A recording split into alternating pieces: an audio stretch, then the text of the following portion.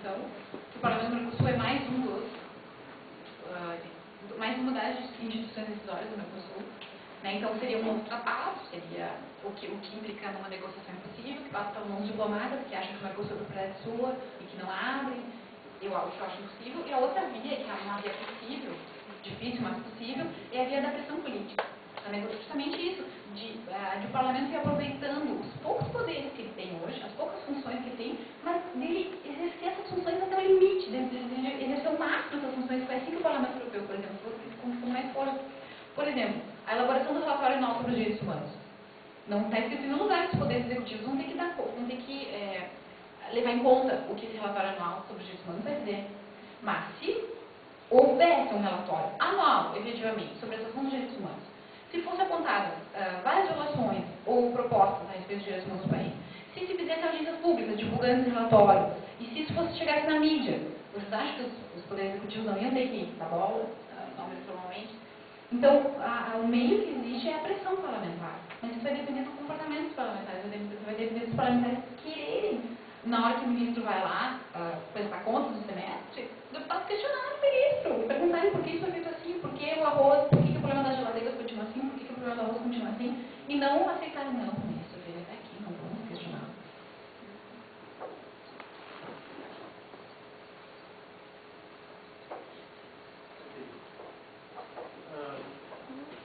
Então, uma questão mais referente à União Europeia e ao Mercosul. Na União Europeia, na criação dela, alguns países como Portugal, Espanha, eles acabaram saindo economicamente por força da disparidade econômica entre os países participantes. Isso gerou muita discussão. Só que aconteceu em países como Estônia, Finlândia, que tinham ficado de fora do início da União Europeia, né, os primeiros membros, eles acabaram se vendo numa divergência. Ou a gente entra e fica subjugado sobre o poder deles, ou a gente fica de fora e não entra no grande bolso, sem possibilidade de crescer. E entrar, a entra, a Bulgária, esses países. Isso tem trazido para a questão aqui do Mercosul. Nós tínhamos 4 países, agora vamos ter 5 com a Venezuela. Daqui a se o bloco crescer, no caso as questões econômicas começarem a ser enfrentadas, alguns países vão querer entrar, como a Bolívia, o Peru.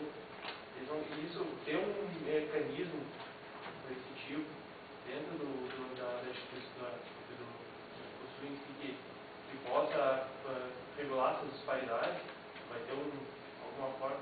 Claro que mesmo na Europa, na União Europeia, essa disparidade foi gerada muito por causa da moeda única. E também essa é uma outra pergunta: tem uma construção de moeda única já dentro do Mercosul?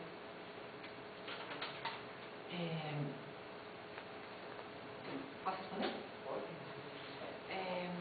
Pois é, nossa, quantas perguntas. Com relação à moeda única só, há rumores do Mercosul, mas não há uma discussão concreta. Me parece que o comércio entre Brasil e Argentina já não é mais dolarizado, né? Me parece que já é realizado em reais nos vários locais, né? Houve essa discussão no passado, eu acho. Totalmente fora do Mercosul, mas eu acredito que sim, até porque o presidente Lula levou essa discussão para a China, que na China ocorresse nas moedas, então eu acredito que aqui provavelmente já em alguns países. Exato, na época em que, eu acho que foi ano passado, que a Argentina resolveu começar a dolarizar o comércio, e aí se começou a falar isso na questão da moeda do Mercosul, que é chamada gaúcho, uma coisa assim, né? Mas assim, são discussões... São populares esse nome aqui. Nada concreto, assim, não há nada de sério, são rumores, né? Mas eu acho que um caminho possível para isso é realmente que o comércio nesses países seja realizado na moeda dos países aqui, e não com moeda estrangeira. Acho que é um grande passo nesse sentido. Então, a questão da simetria é uma ótima pergunta. Então, a questão da simetria é uma questão crucial no processo de integração.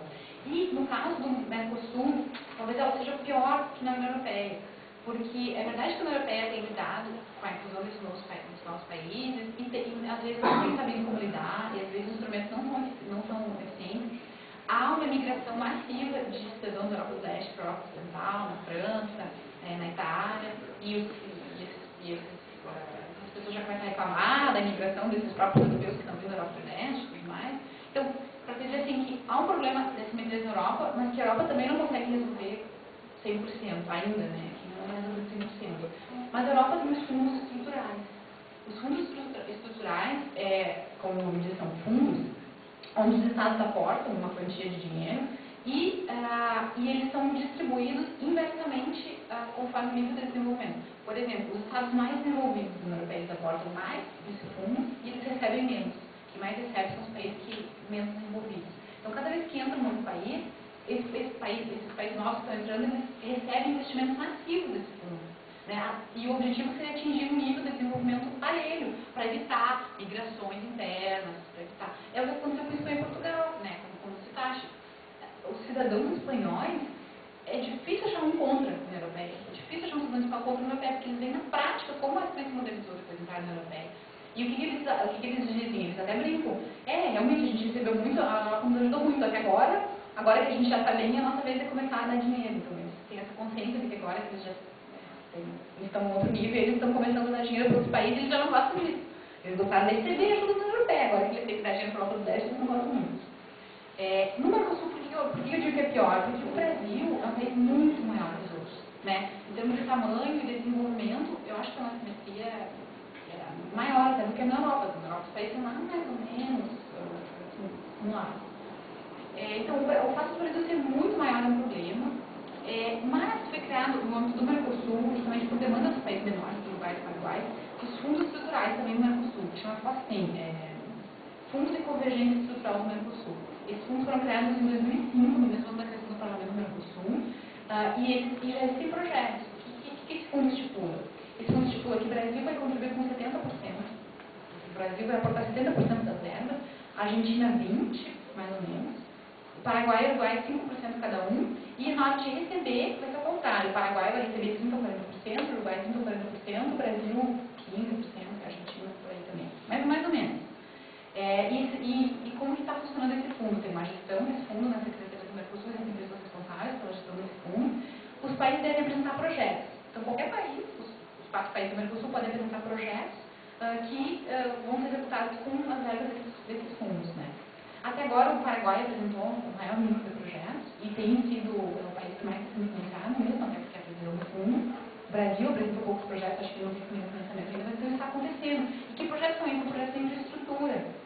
Principalmente de infraestrutura, que visam a construção de estradas, de pontes, né, que visam a integração estrutural do nosso continente e o desenvolvimento desses países menos desenvolvidos. E eu acho, então, que quando isso acontecer, se isso vier a acontecer nesses países associados, como Bolívia, Peru, virem a se unir ao Mercosul, esses fundos, o tratado desses fundos, naturalmente vai ser ampliado para incluir as necessidades desses outros países também, desses países menos desenvolvidos também. Mas a dificuldade nossa qual é? É que nós temos menos dinheiro que a União Europeia. Né? Então, esses nossos fundos de convergência estrutural são bem menores que a União Europeia. E as possibilidades que a gente tem são menores que a União Europeia. Então, a diminuição das assimetrias acaba sendo mais limitada. Né? Seria o Brasil lá e tem vários países. Aqui seria a carne do Brasil. E a Argentina um pouco, mas bem mais Brasil. Aí entrar várias posições em cima do Brasil. O Brasil não vai aceitar o Brasil. Aí essa discussão que teve que fazer pela Mercosul, e essa questão ideológica, a gente deve ou não deve ajudar os outros, porque isso é um debate ideológico muito importante para ter. Na cola até lá, eles vão votar 10, 11.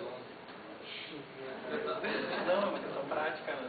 É questão prática, porque, por exemplo, os paraguaios, a Argentina tem um problema muito grande com os paraguaios, todos os paraguaios, eles vão ali para Salto, no norte da Argentina, para ir nos hospitais, que são os hospitais no sul do Paraguai. Então, a Argentina adora esses fundos estruturais, sobretudo na parte da saúde, a Argentina quer muito que o Paraguai arrume o sistema de saúde, porque os paraguaios vão parar sempre para a Argentina no sistema de saúde. Então, isso acontece com a sociedade brasileira também. Isso é um problema para a gente também. A questão energética também no Paraguai é bem complicada, né? Eu estava dando uma olhada até a própria estrutura, porque a metade da produção de Itaipu, o Paraguai usa em média 5%.